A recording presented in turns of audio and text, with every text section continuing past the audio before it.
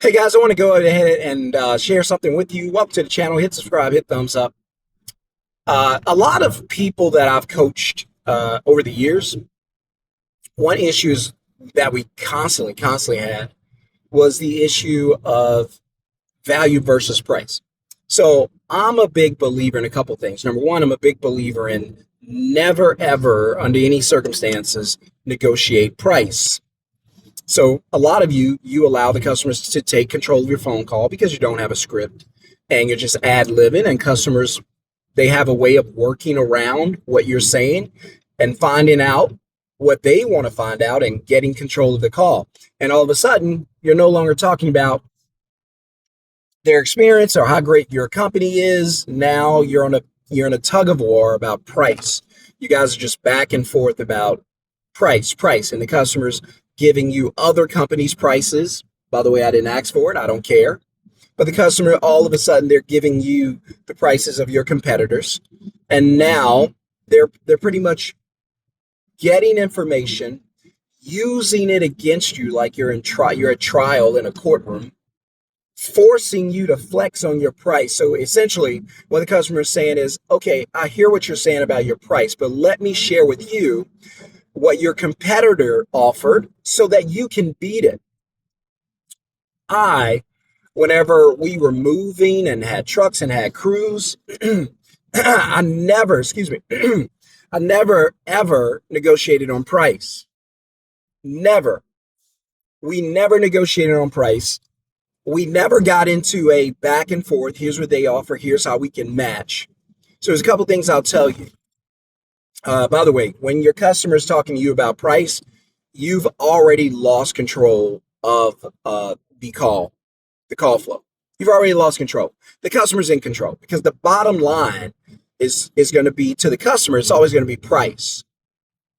And now the customer is talking about what they want to talk about with you. Now you're at the mercy of the customer because, again, they're going to use all this information, including your competitors as well as your information, against you. They're going to create this nice like folder of just weapons, right? They're going to weaponize your pricing, weaponize your customers' pricing, and they're not going to care what you say because they have their own rules now.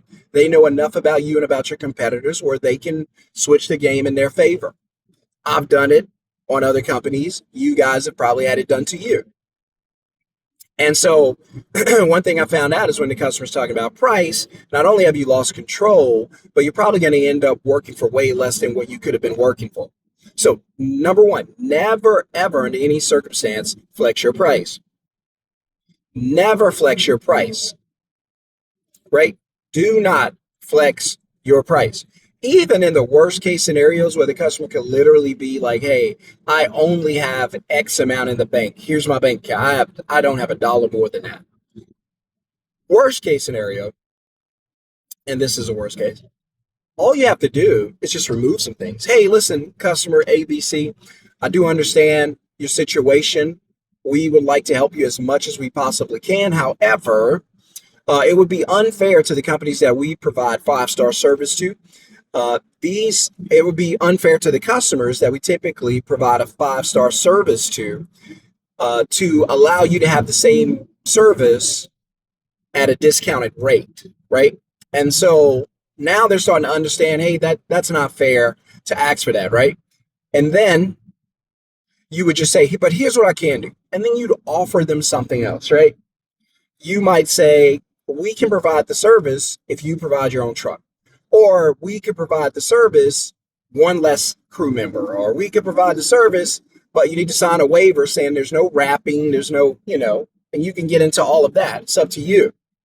As long as they sign a waiver, we're not bringing our material out there. If we're gonna do it for less, and I'm not telling you to do it, but if you are, at least take some things away. Take some things away from the deal. That would be my advice. Like, get some things out of there. Take those things away. So if the customer's talking to you about price, you're already at a disadvantage. You've lost control. So don't negotiate the price. Try to avoid that. 10x VP, anybody I've coached know what I'm talking about when I say 10x VP. That's 10 times value over price, meaning that if I was to offer you a $100,000 Mercedes truck, right? And I offered it to you at $100,000, you may or may not go for it, right? But if I came out and I offer that same brand new Mercedes truck to you at $10,000, what would happen then? Well, you would do everything in your power to do what? Come up with $10,000 to buy the truck. Why? Because the value is 10x the price. Anytime the value is 10x the price, they're going to say yes. They're going to buy from you. They're going to do business with you. But it must be 10x VP, 10x value over price, 10 times the value over what we're offering. That's why I always tell you that you have to focus on value. You cannot sit around and focus on price. You cannot allow the customer to focus on price. You cannot allow the conversation to go in the way of discussing prices. You must always convey, share, promote value. Value. What is value? Value is what my company is going to offer you. Outside of talking about price, value is me taking you from where you are now to the headache of moving to what life's going to look like after we get you moved. You guys like to compete on the 5 stars and stuff like that. And I don't think those stars are as relevant because customers, here's what smart customers do. They'll see, because I believe 3.5 stars and up, you're good. Really 3.5 to 4.7. Because when customers look up and they see 5 star, 5 star, 5 star, the first thought I get is that's fake. No one's perfect. No one. And now you get scrutinized because, hey, no one's perfect. That's why I used to always tell some of the students, hey, if you're going to look for those 4-star reviews, you get it. That's fine. Let that thing go through. Customer got upset. You guys were a little late. It's a big traffic city. It is what it is. Let that thing get through because it'll confirm that your ratings, and I can do a video on this, that your ratings are legit. It's not just robot or AI just pouring 5 stars out there. So, because, everyone's 5-star now. So now how do you differentiate? Everyone's a 5-star. Everyone's got, fake reviews or friendly reviews. Like everybody's 5-star. That's no longer a differentiator. What's going to differentiate you, because the customer, even if it's 5-star, the customer, because that's not even the most important. If it's 3.5 stars and up, the customer's going to call. And if the customer calls and find out that they don't like your pricing, whether you're 4 stars, 5 stars, it ain't going to matter. They're going to call around again. They're going to call someone else because customers are very unfaithful. They're not faithful. Customers are not loyal at all. That's why I tell guys, and I'm blown away when I talk to moving business owners, and I'm like, well, how much is your deposit? And they're like, we don't take a deposit. What do you mean you don't take a deposit? Well, we just book the customers. Okay, well, let me ask you this. If you just book a customer, so I was talking to a student one time, I was like, what's your cancellation rate during the month? And he was like, we probably get about 5 to 6 cancellations a month. Okay, perfect. What's your average cost on a job? I'm not talking about travel jobs, nothing like that. What is your average cost on a local 2-bedroom move? Just something simple. And he's like, normally that's about a 4-hour move. Based on what we charge, we usually make about $600 to $700. Okay, gotcha. So let's keep it low. $600, 6 moves missed. So essentially $3,600 to $4,000 in monthly revenue, by the way, which is almost $50,000 per year if you continue on this cycle. You've lost. How did you lose that? Because you did not secure the reservation. Well, how do you do that? Well, you take a deposit, and you could just call it a reservation amount. You can call it a reservation deposit, right? But in order to confirm your reservation, we must take a deposit from you. We must take a deposit. You're not getting on the calendar. That's why you tell them Hey, in order for us to confirm your move, confirm your reservation today, a small deposit of only, that's exactly how you say it, a small deposit of only $147 is due today. What card would you like to use? Notice I didn't ask if you wanted to pay it. I went right into the what card would you like to use. We take Visa, MasterCard, American Express. Which card works best for you? Bam, we're already on the roll. Because in my opinion, the most important rule in sales, and I know you hear a lot, and I'm not telling you I'm a sales guru, but for me, the most important rule in sales is to assume the sale. If you assume it, that you've already booked it, you're going to talk like you've already booked it. You're going to talk like someone with authority. You're not going to ask questions. You're going to lead them by the hand. Hey, we take American Express, Visa, MasterCard. Which card works best for you? Bam, collecting money. Because if you don't take the deposit, the customer's not going to book with you. Because the customer's going to call around. Why? Because they're not in a relationship with you. The only way you can get them into a relationship with you, you have to get them to open that wallet and pull out that card and swipe it or give you that number. I can do videos on this all day. Also, stop driving around to give estimates. That's so 2020. Stop doing that. These customers have smartphones. Make them work.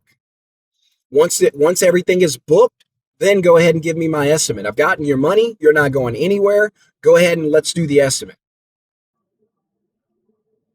Let's do the estimate. Hey, I want you to get an estimate. Perfect. Here's what you do. And then you have an estimate template. You have like a template an inventory template. Stop driving out to do inventory and estimates. I wouldn't do it at all. I wouldn't even create the habit of doing it. I'd get away from it. I'd create 100% virtual inventory and estimates. If you want me to see your house, send me some pictures. We're not coming out there. It costs money to do that. And you may not book with us. So we're not taking that chance. So anyway, if you guys need coaching, let me know. Just put coaching in the comments. I'm very limited because I do some other things. But if you need me to coach you, reach out to me. If you're not willing to spend any money, then do not reach out to me. Do not waste my time. I've had guys reach out to me, want to talk to me for coaching and whatnot. We're not talking. Unless you buy into the program, you pay for the training, for the coaching, then there are no conversations. I'm not jumping on calls. I'm not jumping in meetings. I'm not doing any of that. The offer is there, buy or not buy. I do not care. I'm just trying to help you. I'm fine. So, secondly, remember 10x VP, 10 times value over price. Never talk to the customer about price. Always talk to the customer about value. If you get into a conversation where the customer is going over price, you've already lost control. You need to get it back, right? And so how do you do that? Well, I'll teach you that. Also, if you just want to get the masterclass, it's a 4-hour masterclass, everything I know about moving. I'm thinking about doing a moving book. Maybe I'll do that in the future. Let me know. Put the word book in the comments if you'd like me to write one and you'd like to get a pre-copy. Pre-copy, not free copy. It's not a free channel. So also, if you want to get the masterclass, it's a 4-hour training. Everything I know about moving, you learn. You get to pick my brain. You get everything. And I lay it all out for you from beginning to end, how to have a successful moving business, how to have successful crew, truck, how to get customers daily, how to get customers to not just book with you, but become a fan of your business, to support you, to remember you, to tell others about you, to defend you, to share you, to refer you. And if you want to learn how to do that, so what I teach essentially in the master classes, I teach conversion, customer conversion. Well, first customer acquisition, because we got to get them. Then I teach you how to convert the customer, right? So acquisition, conversion, and then I teach ascension, retention, and referrals. Okay. Referrals and reviews. So you get those things. And so if you want to learn how to do that, just put CEO in the comments. You can get the link for the masterclass. It's very affordable. It doesn't cost a lot. Invest in yourself, invest in your business. All right. So you can get it now. It's only $497. It's just like working with me. In fact, it is me, but it's in a training. And I'll lay everything out for you. So if you want the link, put the word CEO in the comments. Grab it. It's about to be busy season. You need to be ready. You need to be prepared. Think of what your company could do if you have this new information where you could change the dynamics of your entire business raise your prices, hire and train and get better crew, and remove yourself from the day-to-day while still having a successful business. If that's you, put CEO in the comments. I'll see you guys on the next video. Peace.